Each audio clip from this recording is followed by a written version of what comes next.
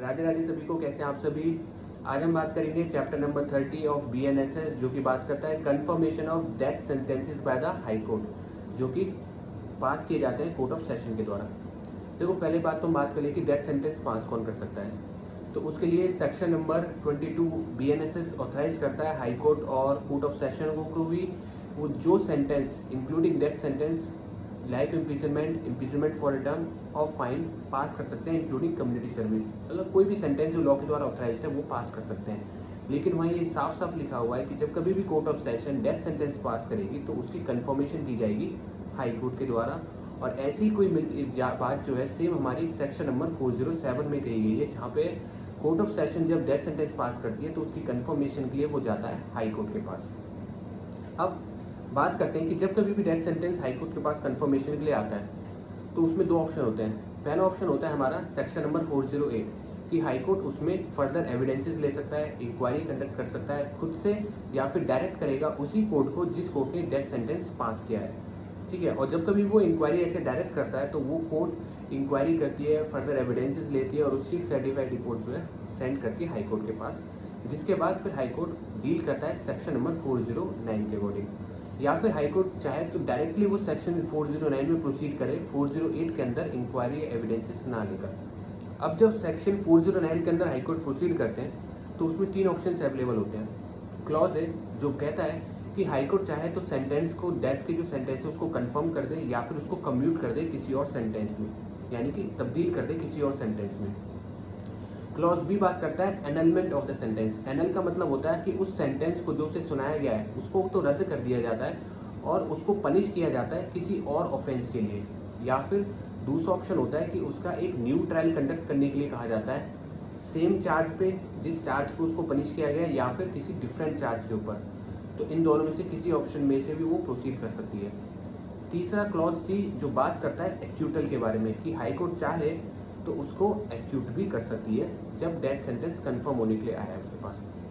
अब हमारा focus point है कि जब कभी भी ऐसे डेथ सेंटेंस कंफर्म होने के लिए आता है और हाई कोर्ट उसको कम्यूट करना चाहती है किसी और सेंटेंस में। मान लीजिए कि एक व्यक्ति ए है, उसके ऊपर बी के मर्डर का चार्ज लगा, सेशन कोर्ट ने उसको डेथ पेनल्टी सुनाई और वो कंफर्म होने के लिए हाई कोर्ट के पास आता है।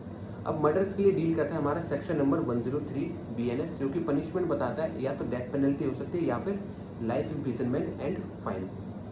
हाई कोर्ट ने देखा कि मर्डर तो बनता है, लेकिन हमारी जजमेंट है Bachchan Singh versus state of Punjab 1980 की, जिसमें क्लियरली कहा गया था कि एपेक्स कोर्ट के द्वारा कि आप डेथ सेंटेंस उसी केस में पास करोगे जो रियरेस्ट ऑफ द रियरेस्ट होगा।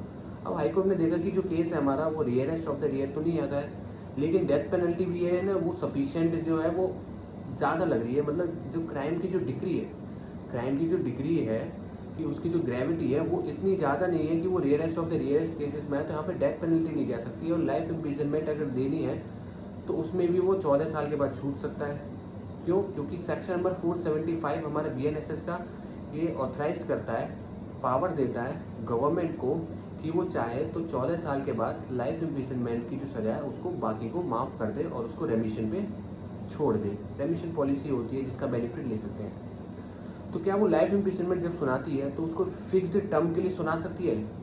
क्या हाई कोर्ट ऐसा कह सकती है कि आप 20 साल या 30 साल की फिक्स्ड टर्म की लाइफ इम्प्रिजनमेंट में रहोगे ही रहोगे? इसी के बारे में हम आज बात करेंगे। बहुत इंपॉर्टेंट जजमेंट्स बताऊंगा, सबके नाम मैं बताऊंगा, क्लियरली साइटेशन ईयर के साथ बताऊंगा, नोट डाउन कर लेना। सबसे पहले हमारी जो जजमेंट इसमें आती है वो आती है Swami Shraddhananda at Murali Manohar Mishra versus state of Karnataka, 2008 की जजमेंट है। अब इस केस में क्या हुआ था, इस केस में एपेक्स कोर्ट ने नोटिस किया कि जो डेथ पेनल्टी सुनाई गई है कोर्ट ऑफ सेशन के द्वारा और हाई कोर्ट के द्वारा जो कंफर्म कर दी गई थी वो rarest of the rarest case में नहीं आती है। मतलब जो ऑफेंस हुआ है ना वहाँ पे डेथ पेनल्टी ना एडिक्वेट नहीं लगती है।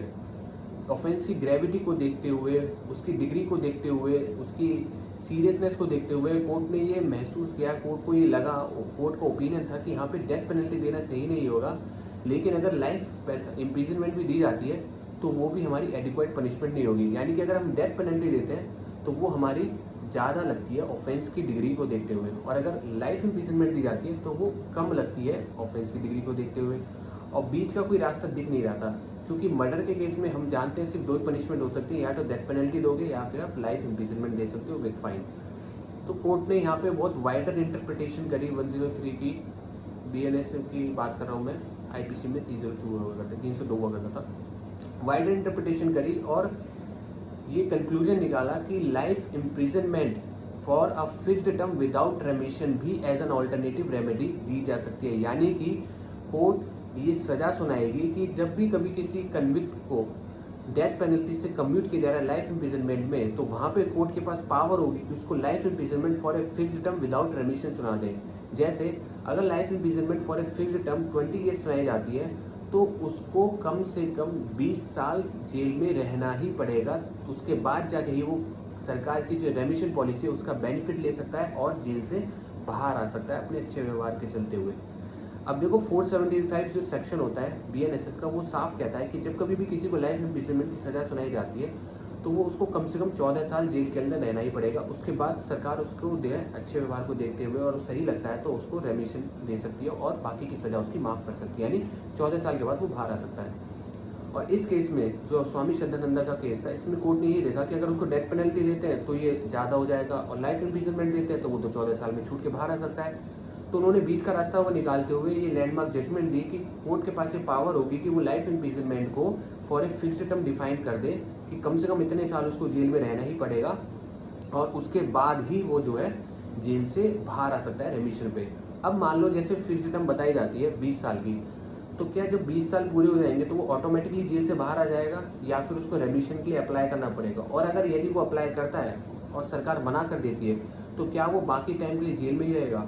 तो देखो, जब भी कभी life imprisonment for a fixed term ऐसे सुनाई जाती है तो वहाँ पे लिखा जाता है life imprisonment for a term of suppose 20 years and without रेमिशन, यानी कि 20 साल के तक तो वो जेल में रहेगा। उसके बाद अगर वो रेमिशन पे छूटना चाहता है तो वो अप्लाई करे सरकार को, सरकार अगर उसे रेमिशन देती है तो ठीक है, अदरवाइज वो for the natural life jail में ही रहेगा। देखो, लाइफ इम्प्रिजनमेंट का मतलब हमेशा नेचुरल लाइफ ही होता है, लेकिन कहीं कहीं पे ना ये लॉ खुद से ही लिख देता है till the natural life of the person.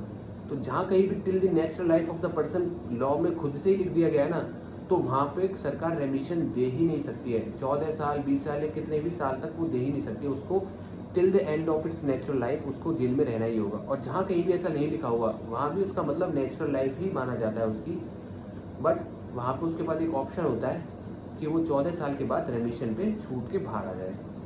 इतना आ गया समझ में? रेमिशन का मैंने बताया आपको कि कोर्ट ने स्वामी श्रद्धानंदा एट मुरली मनोहर विश्व स्टेट ऑफ कर्नाटका 2008 की जजमेंट में लैंडमार्क जजमेंट थी, जिसमें कोर्ट ने बीच का रास्ता निकालते हुए कहा कि लाइफ इम्प्रिजनमेंट फिक्स्ड टर्म के लिए दी जा सकती है विदाउट रेमिशन, अंडर सेक्शन 409 भी दी जा सकती है जब कंफर्मेशन के लिए आ रहा है हाई कोर्ट के पास, अपील में भी दी जा सकती है और रिवीजन में भी दी जा सकती है। ठीक है, अब इसके बाद एक जजमेंट आई हमारी union of India versus Shri Hariharan की, union of India versus Shri Haran की जजमेंट आई हमारी दो, जिसमें एपेक्स कोर्ट ने साफ साफ ये कहा कि जब कभी भी ऐसे ऑल्टरनेटिव पनिशमेंट दी जाती है डेथ पेनल्टी के रिगार्ड में और life imprisonment for a fixed term जब विदाउट रेमिशन सुनाई जाएगी, तो ये पावर एक्सरसाइज की जा सकती है only and only by the high court and the supreme court and not by any other inferior court. यानी कि कोर्ट ऑफ सेशन इस पावर को एक्सरसाइज नहीं कर सकता। उनके पास सिर्फ दो ही ऑप्शन है, या तो डेथ पेनल्टी या फिर लाइफ इम्प्रिजनमेंट। लेकिन अगर वो हाई कोर्ट के पास मामला आया कंफर्मेशन में, रिवीजन में या अपील में, तो उनके पास एक थर्ड ऑप्शन भी होता है कि वो life imprisonment for a fixed term without रेमिशन punishment उसे सुना दे। सुप्रीम कोर्ट के पास भी ऑप्शन होता है, अगर हाई कोर्ट कंफर्म करती है तो सुप्रीम कोर्ट के पास भी पावर है कि वो उसको life imprisonment for a fixed term without रेमिशन के साथ सुना दे। इसके बाद हमारी एक जजमेंट आई थी जिसका नाम था Shiva Kumar at Shiv Murthy versus state of Karnataka 2023 की जजमेंट थी, जिसमें एपेक्स कोर्ट ने ये साफ साफ कहा था कि जब कभी भी life imprisonment for a fixed term without रेमिशन आप सुनाओगे तो वो 14 साल से ज़्यादा की ही होनी चाहिए, 14 साल से कम की नहीं हो सकती। अब इसके पीछे कारण क्या था? कारण यही था कि सेक्शन नंबर 475 जो हमारा BNSS का रेमिशन के बारे में बात करता है, वो ये साफ साफ कहता है कि लाइफ इम्प्रिजनमेंट के केस में कम से कम 14 साल आपको जेल में रहना ही होगा, उसी के बाद आप जो है रेमिशन पे बाहर आ सकते हो, बाकी की सज़ा आपकी माफ़ की जा सकती है, उससे पहले आप रेमिशन पॉलिसी का बेनिफिट नहीं ले सकते हो। तो उसको ध्यान में रखते हुए कोर्ट ने इस जजमेंट में साफ साफ कहा, कौन सी जजमेंट? शिव कुमार एट शिव चक्रवर्ती आप इसको शॉर्ट में ऐसे भी लिख सकते हो, Shivamurthy versus state of Karnataka की जजमेंट, जिसमें कोर्ट ने साफ साफ कह दिया कि आप जब कभी भी for a fixed term life imprisonment सुनाओगे विदाउट रेमिशन तो वो 14 साल से ज़्यादा की ही होनी चाहिए। अब 14 साल से ज़्यादा वो कितनी भी हो सकती है, 15, 16, 17, 20, 25, 30 ऐसे भी जा सकती है। इसके बाद फिर हमारी एक जजमेंट आती है 2024 में, जिसका नाम है नवास मुलानवास वर्सेस स्टेट ऑफ केरला। 2024 की जजमेंट थी, जिसमें एपेक्स कोर्ट ने कुछ पैरामीटर्स दिए हमारे, जो कंसिडर किए जाएंगे हमारे कब, जब आप life imprisonment for a fixed term without remission सुनाओगे। अब देखो इसमें कोर्ट ने कोई जजमेंट्स तो के थ्रू जो कोई गाइडलाइंस तो सेट नहीं करी, कोई डायरेक्शंस तो नहीं दी स्पेसिफिकली, बट हाँ उन्होंने कुछ पैरामीटर्स दे दिए हमें कि ये पैरामीटर्स आपको कंसिडर करने होंगे जब कभी भी हाई कोर्ट या सुप्रीम कोर्ट जो है life imprisonment for a fixed term सुनाएगी विदाउट रेमिशन। याद रखना हमेशा, जब कभी भी मैं life imprisonment for a fixed term कह रहा हूँ तो वहाँ पे मेरा मतलब फिक्स्ड टर्म के साथ विदाउट रेमिशन से है, यानी कि उसको जितने साल के लिए फिक्स्ड कर दिया गया ना लाइफ इम्प्रिजनमेंट को, मान लो life imprisonment for a fixed term सुनाई गई 20 साल या 30 साल सुनाई गई है, तो इसका मतलब यह है कि जो कन्विक्ट है उसको कम से कम 30 साल जेल में रहना ही होगा। 30 साल से पहले उसको कोई रेमिशन नहीं दिया जाएगा, कोई रेमिशन पॉलिसी का बेनिफिट नहीं होगा।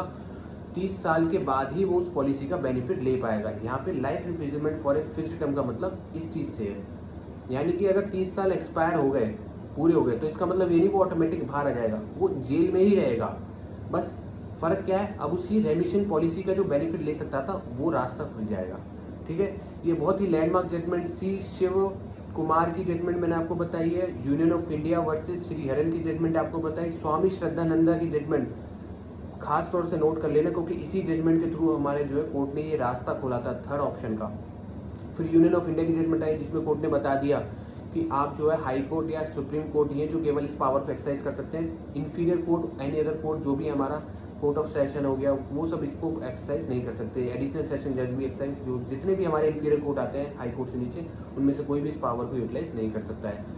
शिव कुमार की जो हमारी जजमेंट है, जिसमें कोर्ट ने साफ साफ कह दिया कि जब आप लाइफ इम्प्रिजनमेंट फिक्स्ड करोगे for a particular term without remission तो वो 14 साल से ज़्यादा ही होनी चाहिए, उससे कम नहीं होनी चाहिए। नवाज मुलानवास की जजमेंट है, जिसमें कोर्ट ने पैरामीटर्स दे दिए कि आप इन पैरामीटर्स को कंसिडर करोगे जब फिक्स्ड टर्म डिसाइड करोगे कि 20 साल की देनी है, 25 की देनी है, 30 की देनी है, विदाउट रेमिशन कितनी देनी है। ठीक है, अच्छा union of India versus Sriharan की जजमेंट 2014 की जो मैंने बताई, उसमें एक चीज़ और कही थी कोर्ट ने कि मान लो कोई कन्विक्ट था, ठीक है, उसको इम्प्रिजनमेंट सेंटेंस सुनाया गया और उसने मेर्सी पिटीशन लगाई गवर्नर के पास। कौन से आर्टिकल में? आर्टिकल 161 में गवर्नर के पास पिटीशन लगाई। अब वहाँ से वो डिसमिस हो गई या डिस्पोज हो गई, जैसे भी हुआ, उसके बाद उसने वो पिटीशन लगाई प्रेसिडेंट के पास अंडर आर्टिकल 72। ठीक है, पावर ये हमारी सेक्शन 472 BNSS में भी दी हुई है और कॉन्स्टिट्यूशन ऑफ इंडिया में भी लिखा हुआ है। ठीक है, तो मान लो कि अगर गवर्नर ने और प्रेसिडेंट ने दोनों ही नहीं रिजेक्ट कर दी मेर्सी पिटीशन उसकी, तो क्या अब उसके पास ऑप्शन है कि वो सरकार के पास जा सकता है? क्या ऐसा पॉसिबल है? तो देखो 473 और 474 सेक्शन जो है ना, इसी मेर्सी पिटीशंस के बारे में बात करता है, जहाँ पे ये मेर्सी देने की पावर गवर्नमेंट को भी दी गई है। लेकिन अगर वो ऑलरेडी गवर्नर के पास जा चुका है और प्रेसिडेंट के पास भी जा चुका है, तो क्या आप सरकार के पास जा सकता है जब वहाँ से रिजेक्ट हो चुकी है? क्या ये ऑप्शन ओपन है उसके पास? इसी के ऊपर union of India versus Sriharan में सुप्रीम कोर्ट ने साफ साफ बोला था कि अगर प्रेसिडेंट या गवर्नर के पास आप मेर्सी पिटीशन के लिए जाते हो और वहाँ से रिजेक्ट हो जाती है, तो इसका मतलब ये नहीं कि आप गवर्नर के पास नहीं जा सकते, आप गवर्नमेंट के पास जा सकते हो। अंडर सेक्शन 473 एंड 474 वो रास्ता आपका ओपन ही रहेगा, वो बंद नहीं होगा। ठीक है, तो इसको भी याद रखना है, आपको भूलना नहीं है। इंपॉर्टेंट स्टेटमेंट्स है सारी जितनी है, नोट डाउन कर लेना अच्छे से। फिर से मिलते हैं अगली वीडियो में नेक्स्ट ट्यूसडे, और बेहतर लॉ को पढ़ेंगे और अच्छे से जानेंगे। राधे राधे।